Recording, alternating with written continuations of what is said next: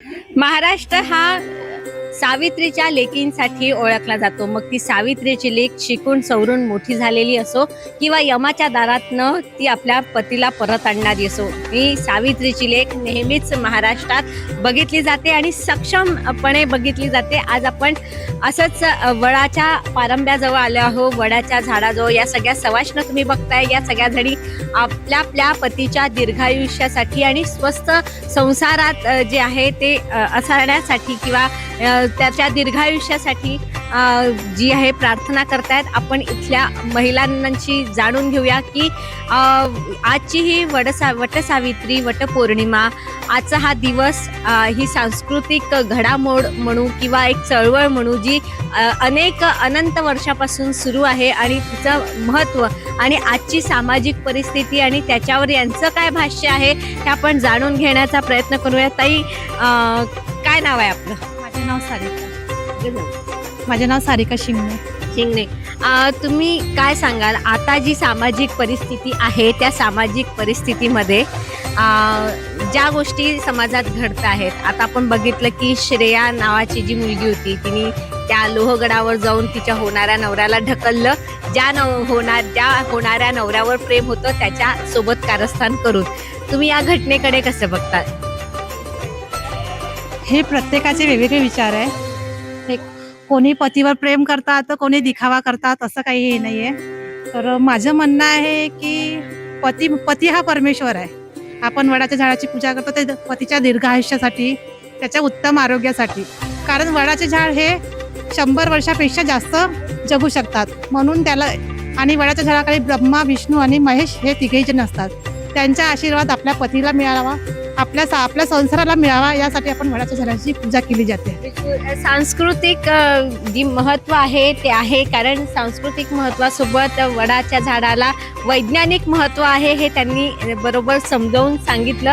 आपण ताई काय सांगाल, आत्ता मोठी घटना नागपूर शहरात घडली की एका सैनिक जो आहे त्या बायकोला तो जेव्हा ऑपरेशन सिंदूर म्हणजे परत सौभाग्य सिंदूर आणि त्या गोष्टीला धरून हा वटसावित्रीचा सण, ऑपरेशन सिंदूरमध्ये असलेल्या सैनिकाच्या बायकोला हिप्नोटाईज केलं जातं, तिचा निकाह पडवला जातो. या सगळ्या गोष्टीकडे तुम्ही कसं बघता? एक सैनिकाच्या बायकोसोबत असं व्हावं, एक महाराष्ट्रातल्या मुलीसोबत असं व्हावं, एका सावित्रीच्या लेकीसोबत असं व्हावं, काय वाटतं? खरं तर आता नाण्याच्या दोन पैलू असतात.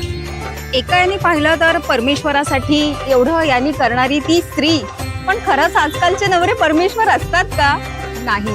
तर त्यांना पण सगळ्या पती लोकांनी पण तसंच त्यांना ट्रीट केलं तरच हा जो कॉन्सेप्ट आहे पती परमेश्वरवाला आणि याचा वटसावित्रीचा तो सक्सेसफुल होईल. आणि असतात असं काही काही की आता त्यांचं त्या बायकांचा जसं तुम्ही म्हणता तिथे जाऊन त्यांचा हे होतो आहे, पण त्याच्यासाठी आपल्या या स्त्रियांनी बोल्ड व्हायला पाहिजे. तसं म्हणजे किती बोल्ड? अगदी श्रेयासारखं बोल्ड का की अगदी होणाऱ्या लग्नारांनी अपोज करायला पाहिजे, सगळ्याला ठाम उभं राहायला पाहिजे, स्वतःवरती कॉन्फिडन्स दाखवून या सगळ्याशी लढायला पाहिजे. त्यांनी मागे नाही राहायला पाहिजे, रडत बसायला नाही पाहिजे, स्ट्रॉंग व्हायला पाहिजे. तुम्ही ना ऐका ना, तुम्ही एक सून होतात आणि आता तुम्हाला सुना येणार आहे, काय सांगाल? काय सांगू बाई मी माझ्या सुनेचं काय सांगणार आहे. आजकालच्या सुना माहित नाही कशा आहेत. चांगलंच राहणार म्हणजे डोक्यावर मिरे वाटणार. शेवटी काय करणार, आपल्या नसते त्या सुना, असते का? नसते. आपल्या पोरांच्या असतातच, पण तरी पण म्हणजे फरकच आहे ना, काळानुसार आपल्यानुसार काही फरक नाही आहे. पुष्कळ फरक आहे. बरं, तुम्ही संस्कार म्हणून या सणाकडे कसं बघता? आता नाहीये, झालेली आहे. छान फक्त नटून थटून जायचं, मस्त खायचं, फोटो काढायचं आणि एन्जॉय करायचा. आज वटसावित्री आहे, एक आपल्याला ऑकेजन मिळालं आहे तयार व्हायला, मस्त तयार व्हायचं आणि जायचं. तुम्ही या सामाजिक प्रश्नाकडे कसं बघता? कारण खूप गंभीर विषय आहे. पण हा जो सामाजिक प्रश्न नाही, हा जो प्रश्न आहे सामाजिक, तो बिलकुल संस्काराची कमी आहे.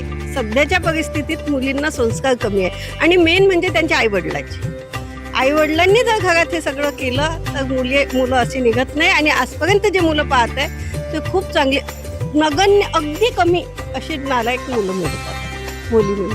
बाकी चांगल्याच आहे मुली. उथळपणा समाजात वाढलेला आहे, म्हणजे घरोघरी पण पोरींवर तर संस्कार आई वडील करतातच, पण बाहेरचं वातावरण त्याच्यावर जास्ती हवं होतं असं वाटतं का? अगदी बरोबर, अगदी बरोबर. बाहेरचंच वातावरण जास्त हे झालंय आजकाल. घरातल्या वातावरणापेक्षा बाहेरच मुली बाहेर जातात, काय करतात आई वडिलांना माहीत नसतं. मुलीवर विश्वास ठेवतात आई वडील. मुली शेवटी काय करणार ते मुलींनाच माहीत असते. म्हणून आई वडिलांनी थोडं मुलींकडे लक्ष द्यायला पाहिजे, मुलींकडे जास्त विशेष. तर अशा गोष्टी घडणार नाही. चांगल्या कारणासाठी मोबाईल आहे, त्याचा जर तुम्ही दुरुपयोग कराल तर ते काही कामाचं नाही आहे. खूप चांगल्या गोष्टी त्यातनं मिळतं आपल्याला मोबाईलमध्ये. आणि ते मोबाईलमुळे ॲडव्हान्टेज पण आहे, डिसॲडव्हान्टेज पण आहे. त्याच्यामुळे आपल्याला त्या मोबाईलमुळे बाळाला काय द्यायचं आहे ते आपल्याला पण बघायचं आहे. नुसतं मोबाईल देऊन दिला आणि काय बघताय याकडे पण लक्ष ठेवणं गरजेचं आहे. बरेचदा असं होत आहे की आई वडिलांना स्वतःच्या वेळ काढण्यासाठी मुलांना मोबाईल देऊन देतात आणि स्वतःची कामं करतात. त्याच्यामुळे मोबाईल देणे हा एक चांगलं पण आहे, कारण त्याच्यामुळे सध्या काय चालू आहे समाजात, काय आहे काय चालू आहे समाजामध्ये म्हणा, किंवा मुलांना सध्या त्या ॲडव्हान्टेज पण घ्यायला पाहिजे ना त्याचं. कारण म्हणजे अभ्यासामध्ये पण त्याचा बेनिफिट आहे, पण त्याचा कधी कधी दुरुपयोग मुलं करतात. त्याच्यामुळे मोबाईल दिला पाहिजे, पण तो कोणत्या कारणासाठी पाहिजे, काय उपयोग करताय मुलं याकडे पण आई वडिलांनी लक्ष ठेवलं पाहिजे. अभ्यास करतो तेव्हा मुलाच्याकडे आईने विशेषतः वडील नसतातच. आईचं जबाबदारी आहे. जर आई हे पोळ्या करते आहे तर ते वडिलांनी लक्ष हे द्यायलाच पाहिजे. ते दोघांचं कॉन्ट्रीब्युशन असायलाच पाहिजे. तेव्हा आईचं लक्ष पाहिजे. जेव्हा मुलगा आपला अभ्यास करतो तेव्हा 10-10, 15-20 मिनिटांनी त्याच्याजवळ जाऊन विशेष करून लक्ष द्यायला पाहिजे. तो काय वाचत आहे, कशात लक्ष देत आहे, मोबाईलमध्ये काय पाहत आहे, थोडीशी मैत्री होऊन त्याच्यासोबत विशेष लक्ष दिलं पाहिजे. मुलींसोबत मैत्री या नात्याने राहायला पाहिजे. थोडं फ्री राहायला पाहिजे. फ्री जर राहिलं तर सगळ्या गोष्टी चांगल्या होऊ शकते. त्यांच्यावर एकदम बर्डन नाही द्यायला पाहिजे की तू इकडे गेली होती, ती का बरंच गेली. उलट जास्त बिघडते त्यांनी म्हणून त्यांना फ्री ठेवलं पाहिजे आणि त्यांच्या इकडे थोडं विशेष लक्ष दिलं पाहिजे. बिलकुल. या पारंब्यावर अजून काही मैत्रिणी आहेत, आपण त्यांचाही विचार घेऊया. काकू, या सगळ्यांमध्ये तुम्ही ज्येष्ठ आहात, अनेक वर्ष झाले असतील तुम्ही सावित्रीची पूजा करताय. काय सांगाल या पूजेच्या मागचं गांभीर्य काय आहे, काय म्हणून तुम्ही या पूजेकडे बघता? काय गांभीर्य आता म्हणजे परंपरा सुरू आहे ना, आणि त्याबद्दल म्हणतात की आपल्या पतीचं वय वाढतं. सावित्रीने आपल्या पतीला वापस आणलंय चातुर्यानी, आणि वय वाढते त्यांच्या 7 जन्मासाठी मागतात. आता जे आहे परंपरा त्या परंपरेनुसार आपण करतो. बिलकुल. काही जणी म्हणतात की हा परंपराचा विषय जो आहे तो आता इव्हेंट कडे झालेला आहे, कारण एक चान्स मिळतो की रेग्युलर ऑफिसमध्ये जाताना रेग्युलर जो ड्रेस घालतात, रेग्युलर सलवार सूट किंवा जी काही त्याचा युनिफॉर्म असेल तो घालतात, पण जरा साडी घालायला, नेसायला, नटायला जरा चान्स मिळतो असं पण याकडे बघतात. तुझं कितवं वर्ष आहे, तू काय म्हणजे कितवं वर्ष आहे तुझं? माझं लग्नाला 6 वर्ष झाली आहे. 50 पूर्ण होऊन 51 वर्ष आहे. त्यातनं काय घेतलं तुम्ही? तर आम्ही सगळं चांगलंच घेतलं. आता या पिढीचं चांगलं मी सांगू नाही शकत. तू काय सांगशील? ही पिढी म्हणून तुझ्याकडे त्यांनी ट्रान्सफर केलंय, काय सांगशील की या पूजेबद्दल काय तुला वाटतं, किंवा आता सामाजिक स्थिती जी आहे महिलांची आणि जी आता लोहगडवर जे काही झालं त्या गोष्टीकडे तू कशी बघते युवा म्हणून?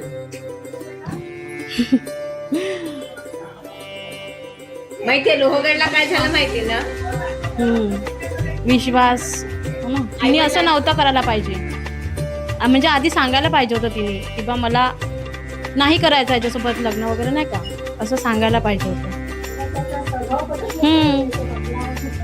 काय तो असं हकलावून बोलायचा आणि थोडा मंद बुद्धीचा होता असं तिला वाटलं. म्हणून तिने हा प्रकार केला असं ती बोलते आपल्या आई वडिलांजवळ. मग तिच्या आई वडिलांनी वैभव पाहिलं असं वाटतंय का तुम्हाला की ते मसाल्यांचे आणि तिकडे ते सुख्या मेवा तिच्या आईने वैभव पाहिलं. आई वडिलांनी वैभव पाहिलं, मुलगा कसा आहे हे नाही, पण मुलाची आई म्हणते की मी संस्कार द्यायला, त्याला सभ्य माणूस घडवायला मी कुठेही कमी केली नाही. जे काही फोटो व्हिडिओ समोर आले त्याच्यातनं वाटत नाही की तो त्याची मेंटली पातळी कमी असेल असं कुठे वाटत नाही. वाटत नाही, पण आता कोणाला आपला विषय वाढवा सांभाळायचा आहे, बरोबर आहे ना. तुम्ही काय सांगाल? हाच महादेव आहे, यांची पहिली बायको जी आहे ती सती, पती अपमान सहन केला नाही म्हणून तिने अग्निकुंडात स्वतःला उडी घेतली आणि संपवलं. आणि आताची ही मुलगी ज्या पतीशी लग्न करायचं आहे त्याच्याशी न झाल्यामुळे ती समोरच्या मुलाला संपवते. हा जो समाजात झालेला चेंज आहे, या चेंज कडे तुम्ही कसं बघता? महादेवाच्या सतीकडे तुम्ही कसं बघता हे सांगा. सतीकडे म्हणजे तुम्ही काय सांगाल? महादेवाची सतीची पतिनिंदा ऐकायची नाही म्हणून तिने यज्ञकुंडात स्वतःच्या पित्यासमोर तिने उडी घेतली आहे ना सती. आताच्या ह्याच्यातला आहे का सती? आता त्यात म्हणजे ड्रामात मारून ड्रामात टाकते, त्याच्यावर सिमेंट टाकते. आता हिला या मुलीला नव्हतं पाहिजे, त्याच्याशी लग्न नव्हतं करायला तिला. आयुष्य खराब केली.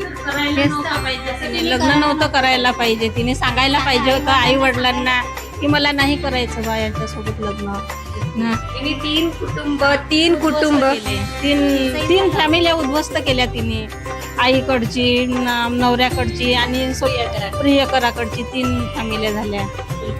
तिघांचं आयुष्य बर्बाद झालं. तिघांचं कुटुंब जे आहे ते म्हणजे डिप्रेशनमध्ये जाणार. समाजातले अनेक प्रश्न तिथे उपस्थित होणार. अशी ही गंभीर सामाजिक स्थिती जी आहे, या सगळ्या महिलांचे आपण अभिनंदन करूया की इतक्या गंभीर विषयावर या मुक्तपणे आपल्याशी बोलल्यात आणि खरंच या गंभीर स्थितीकडे, या गंभीर परिस्थितीकडे त्यांनी त्यांचं छान मंथन केलं. स्नेहल जोशी, सुदर्शन मराठीसाठी, नागपूर, महाराष्ट्र. जय हिंद.